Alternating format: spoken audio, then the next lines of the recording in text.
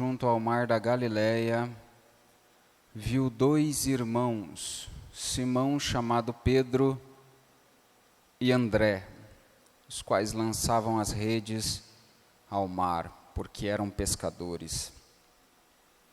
E disse-lhes: Vinde após mim, e eu vos farei pescadores de homens. E eu vos farei pescadores de homens. Irmãos, levando em consideração e muita atenção esse tema de evangelização, a gente precisa entender uma coisa a respeito da igreja. A igreja só é igreja quando ela existe para a sociedade, quando ela existe para os outros. Ela é a única instituição na Terra que tem poder para levar ao homem aquilo que ele mais necessita, que é aquilo que Jesus disse a Nicodemos: é necessário nascer de novo. Jesus escolhe 12 homens, e com esses homens, Jesus vai empreitar uma grande revolução, ainda que não era revolucionário, mas Jesus vai iniciar um trabalho que perpetua até hoje, que não está principalmente ligado a tantas outras coisas como está ligado ao ser humano. A igreja vive para ser útil e ser prestativa ao próximo. E a evangelização é uma ferramenta que Jesus nos deixou. E Jesus vai chamar esses homens e vai fazer a eles um chamado, dizendo: olha, venham após mim, que eu vou fazer vocês pescadores de homens. Esses homens eram pescadores, irmãos. Tem algum pescador no nosso meio aqui? Eu pesco, de verdade. Vou na lagoa e pego peixe. Felipe sabe disso aí. Verdade, já quis ir comigo. É que não deu certo, Mas preste atenção, Jesus vai ensinar agora esses homens a pescar homens. Pedro entende de peixe, irmão, mas entende pouco de almas. Eu não vou usar uma ordem cronologicamente bíblica, mas nós vamos usar uma cronologia teológica aqui. Ao longo do ministério de Jesus, Jesus vai ensinar aos seus discípulos qual é a condição dos homens e por que é tão importante eles serem alcançados. A primeira coisa que Jesus vai ensinar é que os homens estão mortos. Toda alma que vem a esse mundo, ela está morta espiritualmente. Esse é o primeiro ponto convergente entre tantas teologias que a gente vê os debates por aí, seja arminiano ou calvinista. Depravação total. O homem está morto. E você vai entender o porquê isso é tão importante. Mas eu gostaria de ler com vocês em Efésios capítulo 2. Se você tem sua Bíblia aí, abra comigo no texto de Efésios, capítulo de número 2. Versículo 1 diz: E vos vivificou, estando vós mortos em ofensas e pecados. Então, primeira coisa que a gente tem que entender, quando a gente vai evangelizar, é que o homem sem Deus, ele está morto. O próprio livro de Efésios, capítulo 4, versículo 18. Se alguém quiser, pode ler, é o costume do culto. Alguém quer ler?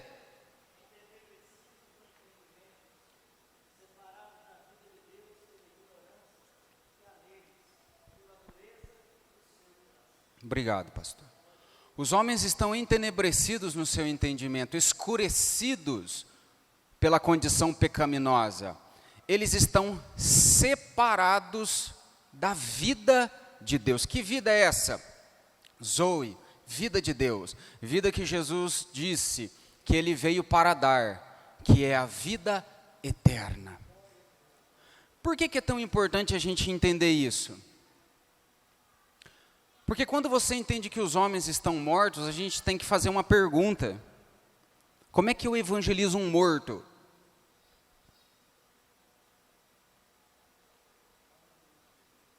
Como é que eu vou pregar o evangelho para um morto?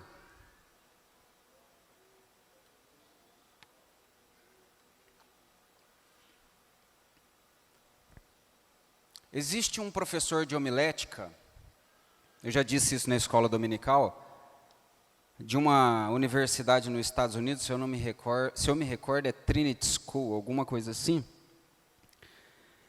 E ele leva os seus alunos de homilética, que é a arte de montar e expor o sermão, ele vai ensinar os seus alunos a pregar. Ele leva todos os seus alunos, sabe aonde? No cemitério. Fala, cada um pega a tua Bíblia aí. Vamos todo mundo para o cemitério.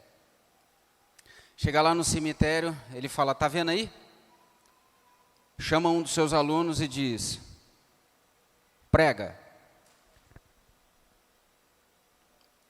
Aí os alunos, meio sem saber o que fazer, olha para aquele lugar, um monte de lápide, aqui jaz, aqui jaz, aqui jaz, aqui jaz, aqui jaz. Aí, fala, mas meu Deus. Aí eles pegam a Bíblia, vão abrindo, a paz do Senhor Jesus, estamos felizes nessa noite, é bom estar convosco, paz do Senhor, irmão. Sabe por que ele ensina isso? Porque toda vez que você pegar esse evangelho diante de um homem sem Deus, você está diante de um homem morto. E sabe como é que se prega um evangelho para um morto? Ele diz assim, não é cátedra, não é teologia, não é academia, não é o seu terno, não é nada disso, é o que Jesus diz em Lucas 12 ou Lucas 19, eis que vos dou poder. Você não levanta um morto de seu túmulo se não for pelo poder do evangelho. Então, se você vai pregar o evangelho para um morto, entenda, não existe esquema, não existe retórica, não existe eloquência, só existe poder, poder de Deus, irmão. Só poder. Jesus disse em João 6, as minhas palavras são espírito e vida. Se nós não pregarmos com espírito e vida e com poder, de maneira alguma alcançaremos os que estão mortos. Abra em João 11. Livro de João, capítulo de número 11. É um texto conhecido, em que Jesus está diante de um momento em que tem uma expectativa muito grande acerca do que ele vai fazer.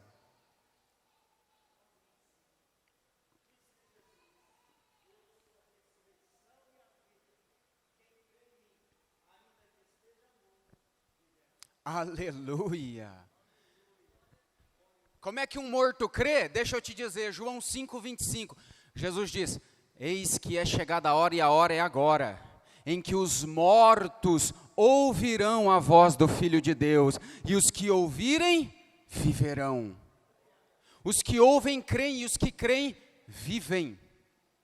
Ainda João, capítulo 11, Jesus disse assim, verso 41, alguém pode ler?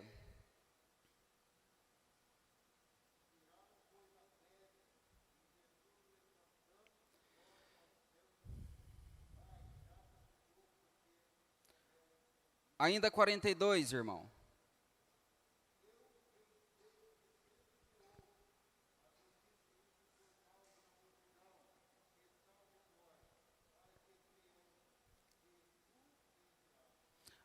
Sabe como é que a gente tem poder, irmão? Eu admiro. E não faço apologia contra. Mas a vida ministerial, ela não pode ser precedida somente pelos momentos de ministração. Tem gente que só vai orar na hora de pregar. Tem gente que só vai ler a Bíblia na hora dele pregar. Tem gente que quando ele vai recebe uma oportunidade, então ele vai se consagrar a Deus. Não, Jesus diz, eu te dou graças por sempre ter me ouvido.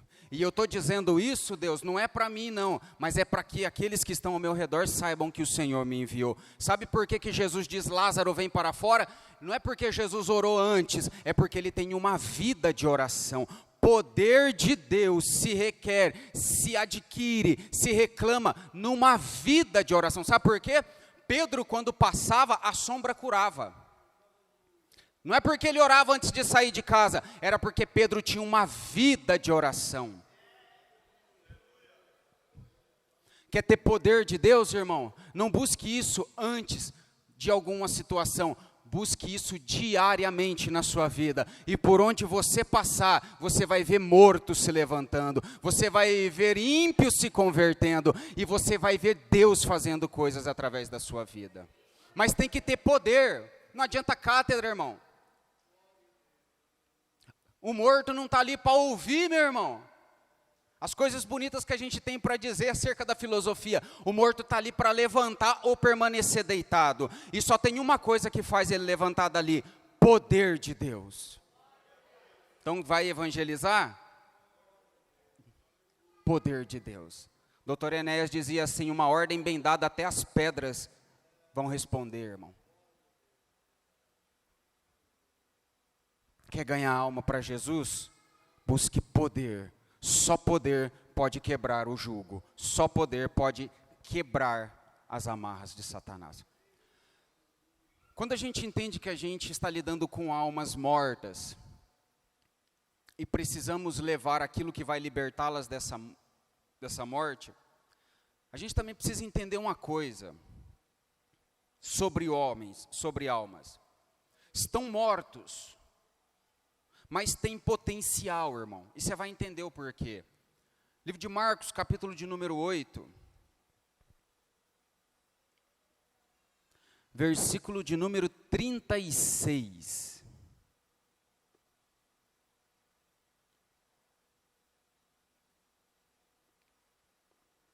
Marcos 8, 36.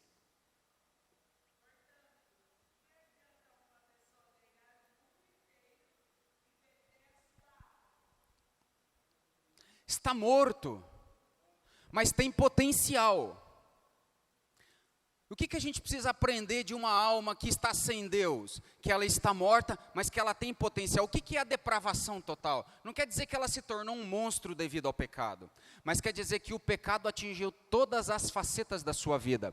Personalidade, caráter, afetos, afeições, inclinações, sentimentos, emoções, tudo que você imaginar que compõe a característica de um homem foi afetado pelo pecado, mas isso não quer dizer que ele não possa produzir coisas boas. Você já viu um ímpio fazer coisa boa? Diga amém.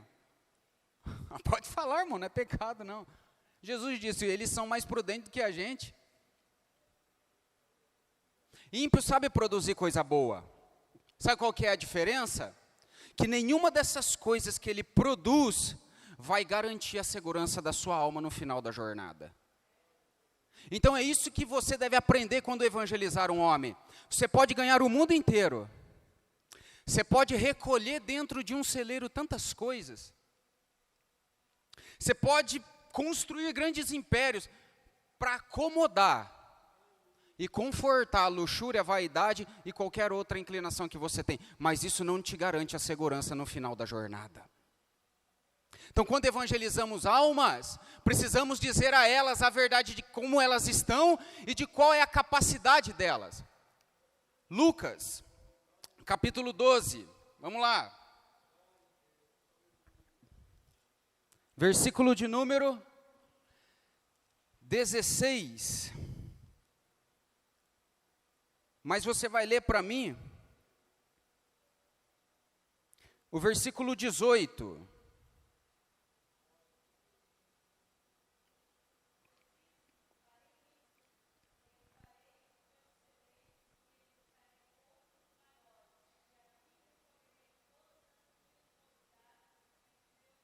Dezenove, por favor.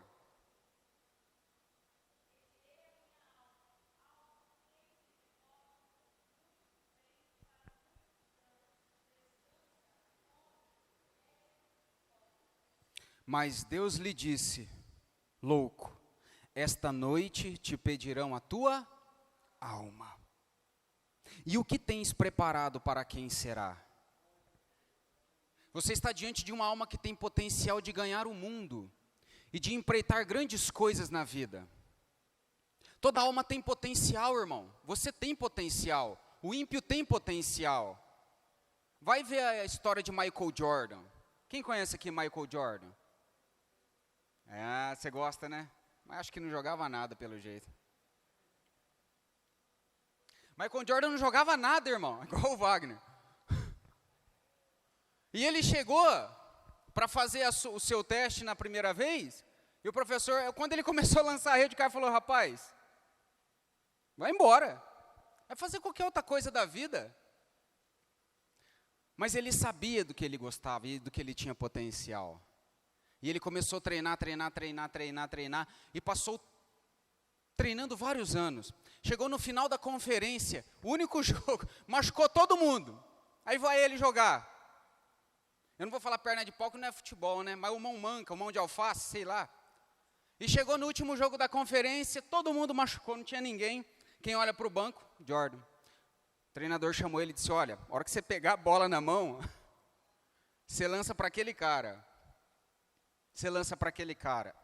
E no momento do jogo, crucial, a bola chega na mão dele. Uma voz dentro dele dizia assim, lança na rede. E o treinador gritando, passa! E ele, lança na rede. A história diz que Jordan lançou na rede e a partir daquele momento ele se tornou o revolucionário do Chicago Bulls. Eu, quando criança, conheci o Chicago Bulls. E eu nunca me esqueci, porque a figura de Jordan marcou o basquete do Chicago Bulls. O homem tem potencial, pode ganhar e revolucionar o mundo, mas o que adianta de tudo isso se ele perder a sua alma? Lucas 12 vai dizer, ele juntou tanto que não tinha lugar, mas o que era tudo isso diante daquele que viria naquela noite e pediria a sua alma? Não assegura ao homem toda a sua construção o fim da jornada. O homem precisa de Cristo. O homem tem potencial, pode chegar muito longe, mas a sua longevidade não chega até os céus. Ele precisa entender que ele precisa de alguém maior do que tudo que ele construiu na vida, que é Cristo. E você, como um evangelizador, como um evangelista, precisa fazer os homens conhecer aquilo que é maior do que aquilo que eles podem construir na terra. Cristo.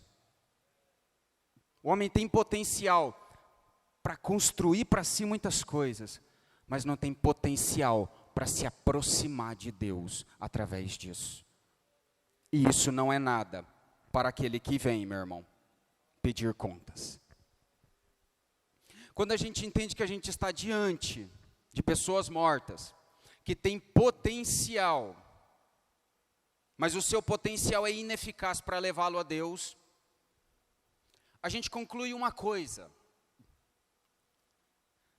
Ainda que o homem esteja completamente acabado pelo pecado, pútrido pelo pecado, completamente fédido pelo pecado diante de Deus, Ainda que o homem seja incapaz de se aproximar de Deus. Isaías 42 e Mateus 12 vão dizer que Deus olha dos céus para esse tipo de gente e diz assim, que Ele não vai quebrar a cana trilhada e não vai apagar o morrão que fumega. O que é isso? Quer dizer que mesmo o homem, diante da sua incapacidade e da sua ineficácia diante de conhecer e ir até Deus, Deus, mesmo assim, não o lança fora. A Bíblia diz que Deus desce e vem ter com esses homens. A cana trilhada e aquele pavio que fumega. Quem já acendeu vela em casa? Sabe aquela velinha bem fraquinha? Quase apagando? Quase extinguindo?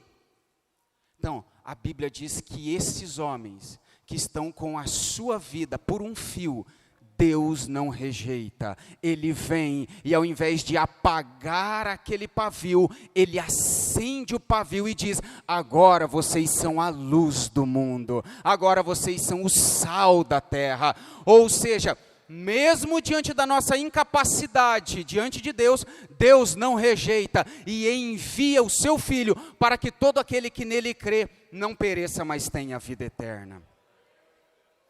Sabe como que é a evangelização, irmão? A gente tenta sistematizar isso. Mas é algo tão simples que a gente menos imagina.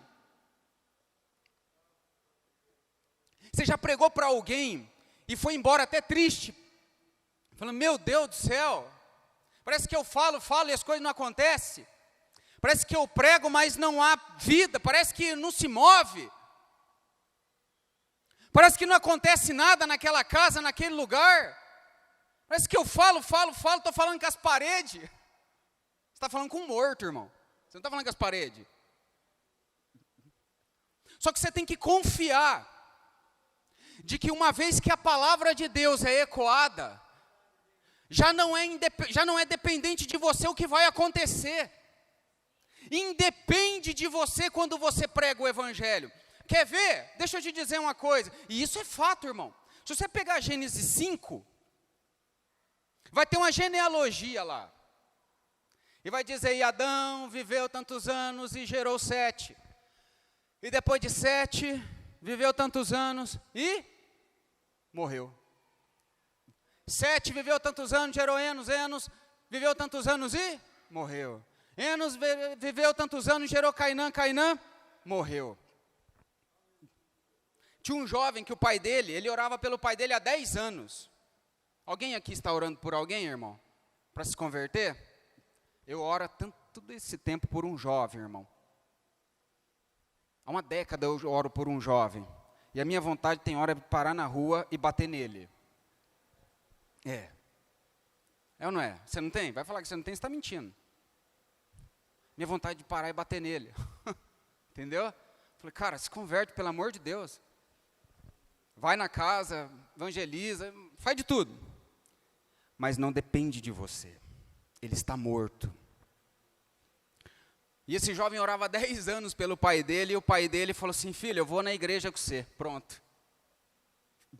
Agora vai mudar tudo. Só que aí o pastor mandou uma mensagem para ele, falando para ele que o pastor não ia estar naquela noite. Mas vai estar o irmão João. Aí ele fala, meu Deus, 10 anos orando pelo meu pai vai na igreja hoje, e quem vai pregar é o João. Você já foi hipócrita como eu, irmão, e julgou o pregador? Hã? Meu Deus, diz que foi, ele contando, ele foi no banheiro, como ele falou, Deus, 10 anos orando pelo meu pai. O pastor não vai estar na igreja, é o João que vai pregar, Senhor, tem misericórdia. Mas foi, chegou na igreja, aconteceu tudo que tinha que acontecer. Pastor João, Gênesis 5 começou a falar, e Adão gerou 7. E 7 viveu tantos anos e morreu. E 7 gerou Enos, e Enos viveu tantos anos e morreu. E Enos gerou Cainã, Cainã gerou tal e morreu. O jovem baixou a cabeça, querendo escorregar do banco. O pai dele ouviu tudo quieto, um homem crítico, analítico e muito perfeccionista. Foram embora. Filho dele desolado. Falou, meu Deus, 10 anos de oração e é isso que acontece. Dormiu no outro dia, de manhã o pai dele foi até ele. Disse, filho, eu ouvi uma coisa que aquele homem disse ontem. E eu passei a noite inteira sem dormir pensando no que ele disse. Não é você, irmão. É o próprio Deus. E ele disse assim, sabe o que ele disse, filho? E o filho atônito, falou, o que é, pai? Falou assim, ele disse assim, que aqueles homens viveram, geraram e morreram. Filho, eu já vivi, eu já gerei, e a próxima etapa da minha vida é morrer. O que vai ser de mim depois que eu morrer? Meu irmão, não é você. Só prega. Quando você libera a palavra, já independe de você e quem faz é Deus. Não depende de você, depende de Deus. Só entenda uma coisa, estão mortos, são incapazes, mas Deus é poderoso para alcançar com a palavra mais simples que você imagina. Ele disse, filho, o que vai ser de mim? A próxima etapa da vida é morrer. Ele disse, pai, oh, aleluia. Ao homem está ordenado morrer uma vez só, vindo disso depois o juízo. É o Espírito Santo que está falando com o Senhor. Naquela manhã, ele orou pelo pai, o pai se converteu na cama sentado com ele. Então deixa eu te dizer, irmão, não é você quem faz, é Deus quem faz. Só saiba a condição que eles estão, conheça-os.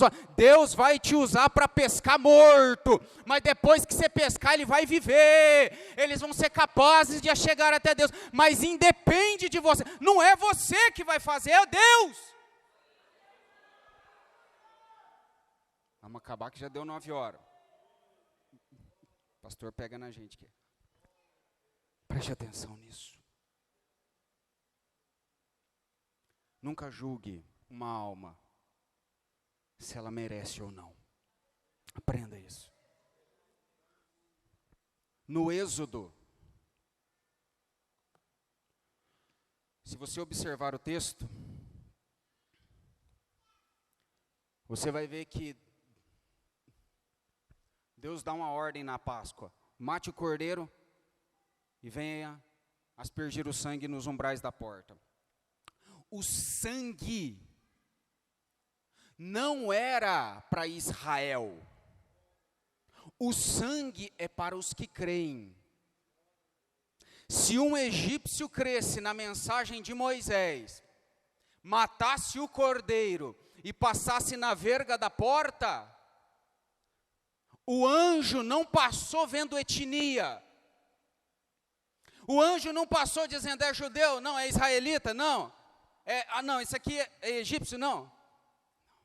O sangue não escolhe etnia. O sangue de Jesus alcançou povos em Samaria, Jerusalém e até os confins da terra. O mais absurdo que você imaginar, o sangue de Jesus Cristo pode alcançar. O sangue não marca a etnia, marca a casa daqueles que creem. Então, meu irmão, não descreia, não pense que Jesus não pode alcançar essa alma.